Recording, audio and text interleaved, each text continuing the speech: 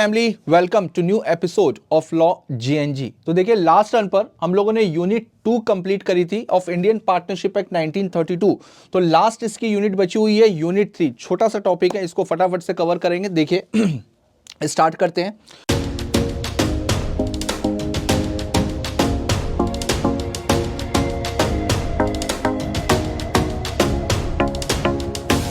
Unit 3 है आपकी registration की और डिसोल्यूशन की, राइट। Registration and dissolution. अब रजिस्ट्रेशन और डिसोल्यूशन का मतलब क्या हुआ?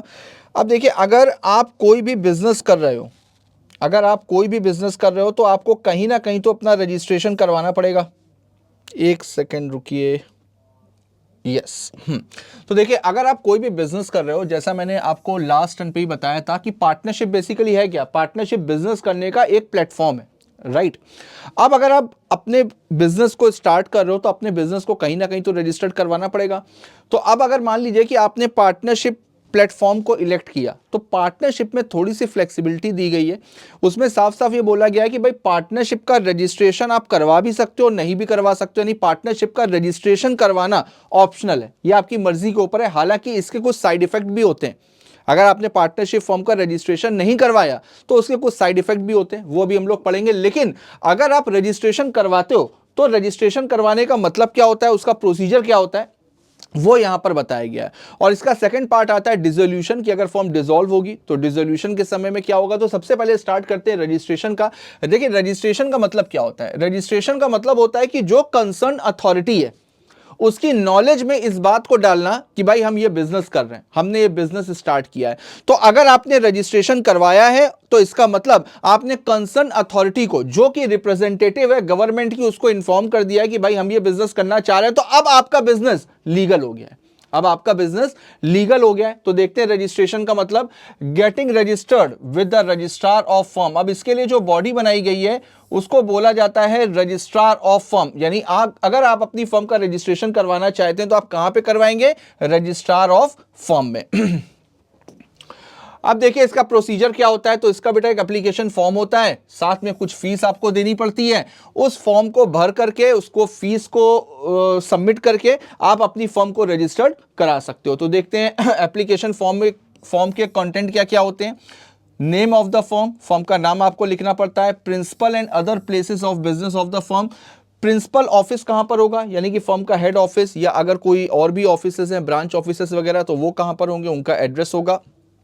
डेट मेंशन होगी कि कब पार्टनर्स ने फर्म को ज्वाइन किया है। हर एक पार्टनर का नेम और एड्रेस मेंशन होगा। और साथ में अगर फर्म की कोई भी ड्यूरेशन फिक्स्ड है तो वो ड्यूरेशन भी यहां पर मेंशन करी जाएगी एप्लीकेशन फॉर्म के साथ में। अब जैसा कि मैंने बताया कि फर्म का रजिस्ट्रेशन करवाना ऑप्शनल है। अगर आपने नहीं कराया है तो इसके कुछ साइड इफेक्ट होते हैं। तो देखिए साइड इफेक्ट क्या है, सेक्शन 69 में दिए गए।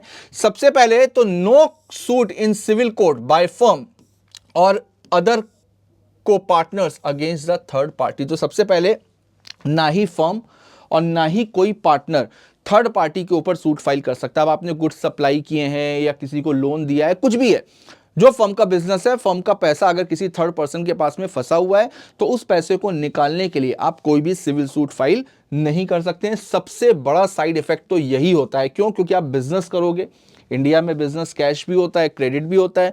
अब क्रेडिट पे अगर आप बिजनेस कर रहे हो, लोगों को उधार गुड्स बेच रहे हो, तो पैसा कैसे रिकवर करोगे? तो आप उसके ऊपर सूट फाइल करके वो पैसा रिकवर नहीं कर सकते। दूसरा, no relief to partners for set off claim. Set off का मैंने बहुत डिटेल में मतलब बताया था, जो पार्टनरशिप एक्ट की मैंने मॉड्यूल से क्लासेस आपको पढ़ाई थी। हालांकि मैं फिर से चलो एक बार बता देता हूं समराइज वे में। सेट ऑफ का मतलब होता है कि अगर मुझे किसी से पैसे लेने हैं, ठीक है, और वो पर्सन कोर्ट में केस जीत गया और मुझे कोर्ट ने मुझको ऑर्डर दिया कि मुझे उसको कुछ पैसे देने हैं, तो अब मैं क्या करूंगा कि जो पैसे मुझे उससे लेने थे उस अमाउंट को मैं सेट ऑफ करा सकता हूं।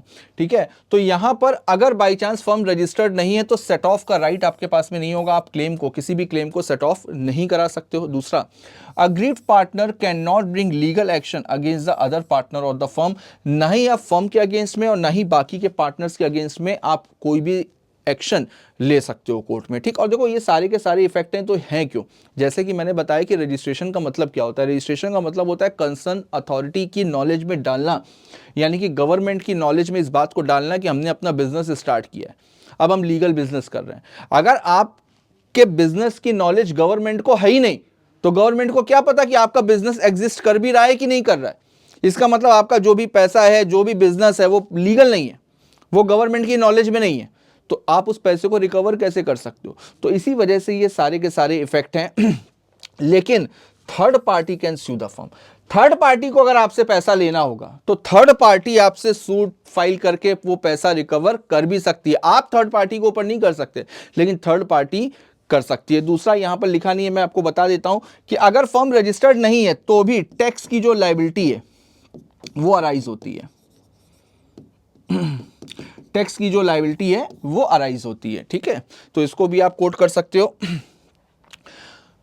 अब देखिए ऐसे कौन कौन से राइट्स हैं जो नॉन रजिस्ट्रेशन के समय में इफेक्ट नहीं होते हैं। जैसे अभी हम लोगों ने पढ़ा कि अगर रजिस्ट्रेशन नहीं करवाया तो उसके साइड इफेक्ट क्या होंगे। अब देखते हैं कि कौन कौन से ऐसे राइट्स हैं जिसके ऊपर कोई भी फर्क नहीं पड़ेगा in the case of non registration of firm. तो देखते हैं the right of third parties to sue the firm. Third parties के राइट्स के ऊपर कोई भी इफेक्ट नहीं पड़ेगा। थर्ड पार्टी सूट फाइल कर सकती है फर्म के ऊपर भी और बाकी के पार्टनर्स के ऊपर भी। The right of partners to sue for the dissolution of the firm or for the settlement of accounts of a dissolved firm। अब जो भी अनरजिस्टर्ड फर्म है उसके जो पार्टनर्स हैं वो कोर्ट में सूट फाइल करके फर्म को डिसॉल्व कर सकते हैं और फर्म की जो भी प्रॉपर्टी है उसकी शेयरिंग होगी, उसका रियलाइजेशन हो गया, ये सारी चीजें वो कोर्ट के थ्रू कर सकते हैं। ठीक। The power of an official assignee. अब ऑफिशियल असाइनी और ऑफिशियल रिसीवर ये तो कोर्ट के ऑफिसर्स होते हैं, तो इनके राइट्स के ऊपर कोई भी इफेक्ट नहीं होगा। ये जो भी पार्टनर इंसॉल्वेंट हुए हैं उनकी प्रॉपर्टीज को ले करके उसको बेच भी सकते हैं, इनके राइट के ऊपर भी कोई भी फर्क नहीं पड़ेगा। द राइट टू sue और claim of set of if the value of suit does not exceed ₹100 in value. जैसे अभी मैंने आपको सेट ऑफ का बताया, तो सेट ऑफ की एक लिमिट है। अगर फर्म रजिस्टर्ड नहीं है तो ₹100 तक का सेट ऑफ आप करा सकते हो। अब आज की तारीख में अगर देखो तो ₹100 की क्या ही वैल्यू होती है ना। लेकिन यहाँ पर बोला गया ₹100 तक का सेट ऑफ है तो आप करा सकते हो। 100 से ज़्यादा का सेट ऑफ है तो वो नॉन रजिस्ट्रेशन के केस में नहीं हो सकता। The right to sue and proceeding instituted by a legal representative or legal heirs of the deceased partner of a firm for accounts of the firm or to realize the property of the firm। अब अगर किसी भी partner की death हो गई है, उसका जो लीगल रिप्रेजेंटेटिव है उसके राइट्स के ऊपर कोई भी फर्क नहीं पड़ेगा। वो फर्म के पार्टनर्स के ऊपर स्यू करके जो भी प्रॉपर्टी है, जो भी शेयरिंग है, उसके लिए वो क्लेम ले सकता है। उसके बाद में आते हैं डिसोल्यूशन ऑफ फर्म। देखो फर्म का डिसॉल्व होना और पार्टनरशिप का डिसॉल्व होना, इन दोनों बातों में फर्क होता है। पार्टनरशिप डिसॉल्व हो रही है तो इसका मतलब क्या है, केवल वो रिलेशन डिसॉल्व हो रहा है, फर्म के बिजनेस के ऊपर कोई फर्क नहीं पड़ रहा, फर्म के ऊपर कोई फर्क नहीं पड़ रहा। इसी वजह से बोला जाता है कि अगर पार्टनरशिप डिसॉल्व हो रही है तो जरूरी नहीं है कि फर्म भी डिसॉल्व हो रही हो, लेकिन अगर फर्म डिसॉल्व हो रही है तो 100% पार्टनरशिप भी डिसॉल्व हो जाएगी, क्योंकि फिर बिजनेस ही वाइंड अप हो जाएगा, फर्म ही बंद हो जाएगी। तो यहां पर डिसोल्यूशन ऑफ फर्म देखते हैं। देखिए डिसोल्यूशन ऑफ फर्म को दो पार्ट में डिवाइड किया गया है, section 40 to 43 without the order of the court और सेक्शन 44 बताता है by order of the court, यानी यहां पर कोर्ट के थ्रू डिसॉल्व हो रही है और यहां पर विदाउट ऑर्डर ऑफ कोर्ट। अगर केवल क्वेश्चन आता है डिसोल्यूशन ऑफ फर्म का तो आपको बेटा दोनों पॉइंट लिखने पड़ेंगे, ठीक है। देखिए तो सबसे पहले यहां पर कोर्ट के ऑर्डर की जरूरत नहीं पड़ती है अगर सारे पार्टनर्स म्यूचुअली एग्री कर रहे हो, कंपल्सरी डिसोल्यूशन हो रहा हो under section 41 on happening of an certain event. अब ऐसा कोई इवेंट हो गया हो जैसे फर्म के बिजनेस को ही इलीगल डिक्लेयर कर दिया हो तो वहां पर फर्म डिसॉल्व होगी। बाय नोटिस, यानी सारे पार्टनर्स को नोटिस दे करके फर्म को डिसॉल्व किया जा सकता है, जैसे हम लोगों ने पार्टनरशिप एट विल में हम लोगों ने पढ़ा, ठीक है। अब इन सारी सिचुएशंस में कोर्ट का ऑर्डर लेना पड़ेगा। कोई भी पार्टनर मतलब इंसैनिटी अगर हो गई हो किसी को, कोई भी पार्टनर लगातार मिसकंडक्ट कर रहा हो, परमानेंट इनकैपेसिटी हो गई हो किसी भी पार्टनर को, परसिस्टेंट ब्रीच ऑफ एग्रीमेंट, अगर कोई भी पार्टनर लगातार पार्टनरशिप डीड का वायलेशन कर रहा हो, कोई भी पार्टनर अपने पूरे इंटरेस्ट को अगर ट्रांसफर कर रहा है तो जो बाकी के पार्टनर हैं वो कोर्ट में जा सकते हैं।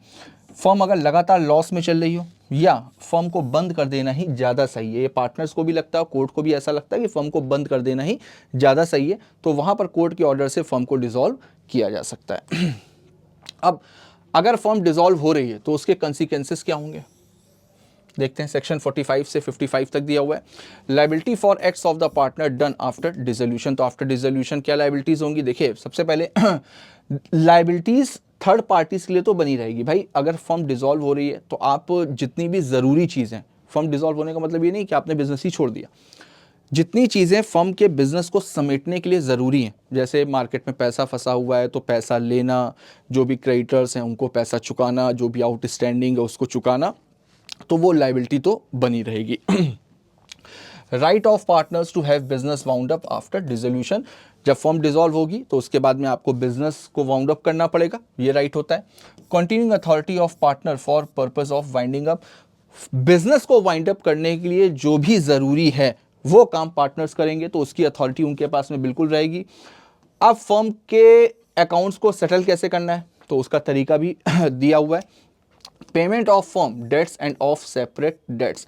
अब जो भी फर्म के डेट्स हैं, जो भी उनके सेपरेट डेट्स हैं, उनको चुकाना। तो ये सारे के सारे काम डिसोल्यूशन ऑफ फर्म के बाद भी होते रहेंगे। डिसोल्यूशन ऑफ फर्म का मतलब ये नहीं है कि काम ही खत्म हो गया, बिजनेस ही बंद हो गया, नहीं। जो जरूरी चीजें हैं उसको करना पड़ेगा। बिजनेस को कंप्लीटली वाउंड अप करने के लिए जितनी भी चीजें जरूरी हैं वो सारे के सारे काम पार्टनर्स को करने पड़ेंगे। तो चलिए यूनिट 3 हम लोगों का यहीं पर ही कंप्लीट होता है। छोटा सा टॉपिक था, जितने भी इंपॉर्टेंट प्रोविजन थे उसको हम लोगों ने रिवाइज कर लिया। और यूनिट 3 को अगर डिटेल में आपको करना हो तो मैंने मॉड्यूल से भी करवाया हुआ है, आप यूट्यूब में जाकर के देख सकते हो इसी चैनल पर, जिसमें मैंने मॉड्यूल की एक एक लाइन को एक्सप्लेन किया। अगर डिटेल में पढ़ना है तो आप वहाँ से देख सकते हो। वैसे हम लोगों ने जितने भी इंपॉर्टेंट प्रोविजंस हैं उसको यहाँ पर अच्छे से कवर अप किया है। तो ये छोटा सा टॉपिक था, जल्दी कंप्लीट हो गया, आज का सेशन जल्दी कंप्लीट हुआ है। तो नेक्स्ट रन पर हम लोग कंपनीज एक्ट 2013 स्टार्ट करेंगे। तो चलिए तब तक के लिए इसको अच्छे से रिवाइज कर लिएगा। मिलते हैं नेक्स्ट एपिसोड में, नेक्स्ट रन पे। तब तक के लिए all the best, good bye, thank you.